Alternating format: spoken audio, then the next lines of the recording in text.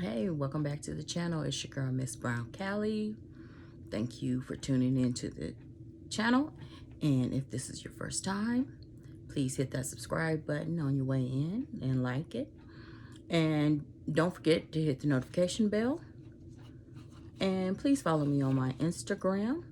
The link is on my channel. And before we get started on this whole Kanye's first rally, I believe it's in North Carolina, I want to give you a little background about myself.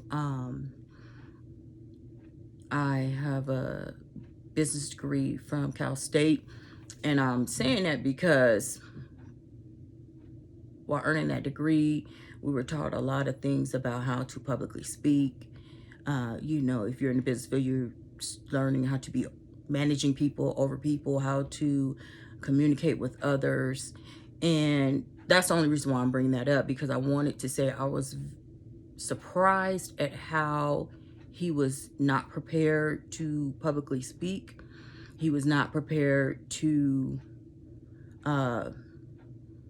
make his points to clearly to what he was trying to state. He did not come across as very knowledgeable at any points he was trying to make.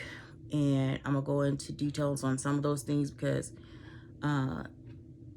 for you to say you're running for president and not being prepared and to be a billionaire, which he pointed out, seems to me you would spend some money and took the time to pay someone to help you publicly speak, and take the time to be aware of how to effectively communicate to others.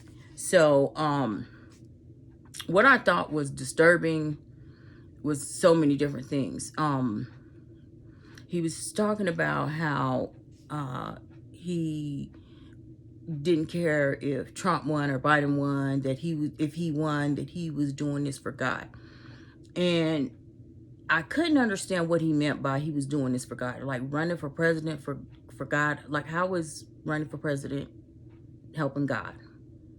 What does that have to do with God? He kept bringing up God a lot and religion a lot. And I was confused because I didn't see what he was the point he was trying to make. And now that's what I'm talking about. Like, what does God have to do with your running for president? When he was asked about the whole abortion thing, he wasn't prepared to give a real clear point.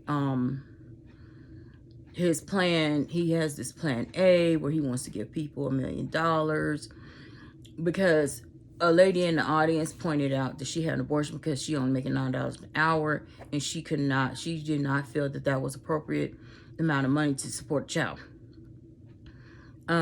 So his response was this whole, I can give you $1 million and we're going to get this money from the African countries, and the Israelites is going to pay for this. And I'm thinking to myself, what makes you think all these other countries is going to give America money to help populate their countries? Like, why do you think this would happen? And who does that sound like? Where have we heard this before? Where have we heard this rhetoric, this whole lingo about this language? Other countries gonna pay for America, like Mexico gonna pay for a wall. Like, why do you think you gonna make a whole nother country pay for something? So I don't know why he feels that he can make a whole nother country pay for stuff. Then to me, he has this mental breakdown, and he's talking about how they almost aborted North, which was totally inappropriate. Like, are you taking this seriously? Do you feel like this is a presidential thing to say to the public, how you almost aborted it in your child, and you're crying, you're seeming very unstable mentally? Are you just here to distract us? Or are you serious about this? I feel like he did not have a proper mic, and you are an entertainer, so I would assume that you would have several mics. Like, you didn't. And he's walking around with look like a bulletproof vest on to me, which you have a bulletproof vest on, but you don't have a mic so that you could be heard loud and clearly. Okay, I understand you feel for your safety. There's no one wearing a mask anywhere. So are you really concerned about your safety with this coronavirus going on? I'm apologize for that. There were people some people did have on masks. I understand that you want to be heard, so you're not speaking with a mask on, but there was a whole lot of people not wearing masks in there that attended. So when and another thing, he referred to this plan and stuff because of he was comparing it to people being incarcerated and the slavery, and he didn't have a clear response. It was like rambling, just going on and on and on. Like, you should have clear response, because to me, these are typical questions that people are going to ask you. Abortion is always a topic for a president. The economies are going to always be a topic. These are basic questions every potential presidential candidate is asked. So a little bit of research. You could probably Google potential presidential questions to come up with a response. So, I'm referring back to my notes on some other stuff I want to touch on. But the main issue I'm having is that he didn't prepare. Like, when I say, I bring up college, because the one thing they tell you is when you're going to publicly speak is to prepare. Practice speaking. Practice what you're going to say. And I don't feel like he practiced anything what he was going to say. Meaning, stand up and practice what you're saying, even if it's in front of your family or friends or whatever. And I don't feel like he was prepared for that. He wasn't prepared for any questions. He didn't do like a mock little Q&A. And why not? If you feel that, if you truly feel in your heart this is what you are called to do, why would you not prepare yourself for it? So he's rambling on a lot of stuff. They asked him about which political affiliation does he want to claim. So he's saying he's not claiming any political affiliation. He's not a Democrat or conservative. He's a listener. What is that? What does that even mean? You're a listener. Okay, so we got the dog whisperer. Now we got the people's listener. What does that do? You're the people's listener, okay? Who you listening to? Because to me, that means you're like listening to the voices in your head. You're not making any sense. You're too grown and too old to be publicly using your platform for foolishness. You're listening to what? What are you trying to gain from this? You're talking about your brain is too big for your skull. Or is it your ego is too big for your skull? That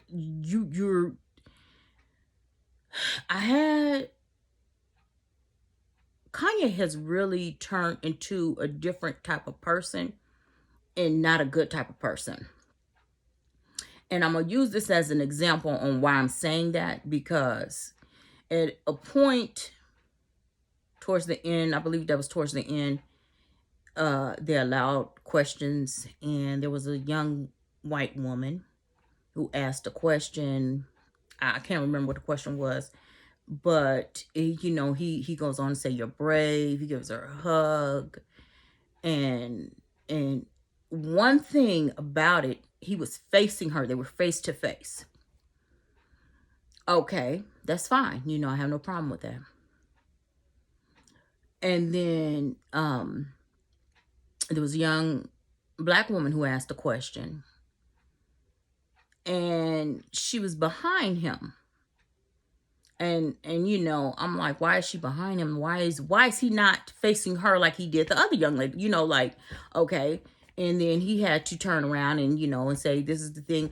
And she I don't know. I don't remember. I don't remember the question, something about gun violence. I don't remember exact question. And but I do remember he never really answered either one of the questions, okay?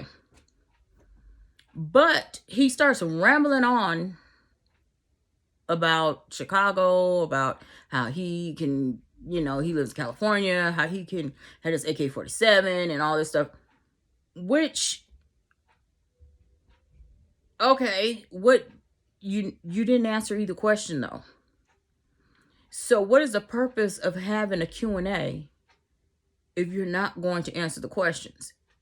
If you're just going to ignore and start doing what you want to do, and then when you're rambling on, start saying stuff that's not even true, and someone in the young lady starts, you know, like, okay, you're stating stuff that's not true, and she starts saying stuff that is true, and you got so upset. And I'm thinking, like, you know, people really do this. This is going to happen repeatedly, because the more rallies you go to, the more times it's going to happen. Because you can't just keep using your huge platform to spew lies. So is this your agenda? To be a Trump Jr., to continue to spew stuff that's not factual? Is that what you think God wants you to do? There are scriptures that says do not bear false witness. Don't lie. So I'm confused on what it is that you're really supposed to be doing out here. Now I think you're confused, because a lot of things you're saying are contradictory. So I don't even know what your goal is, because you said you don't care about winning. So why even run if you're not trying to win? What are you trying to do then? How is this serving God? Getting up there making a fool out yourself. How is that serving God? And before people start noticing this is my chair scraped the paint off the wall. That's what that is. So I'm gonna go ahead and end this video on the main topic that I know everybody's seen this video. I read a lot of comments, and I'm gonna touch on those comments and what the issue is, what everyone seemed to be having when he goes on to say something about Harriet Tubman was a thief. She really didn't free the slaves. She just sent them to work for other white people. Now, we're talking about the same person who said slavery was a choice. Okay. First of all, when you are a slave, you have no freedom. You are working for free. You do not get to come and go as you please. You are someone's property. You're just like a cow, a pig, an animal, a car, a house. Your property. Going to work for someone, you get a paycheck. You get up, you go to work. You're on a job. You're free to come and go as you please. If you want to quit that job, go find another job. There's a huge difference from someone owning you and you being able to come and go as you please. And the fact that you can't differentiate the difference is a huge problem. And the fact that I was reading so many comments and people saying, oh, well, he just meant to say. No, he knows what he's saying. And that's another problem, that people are trying to clarify his foolery.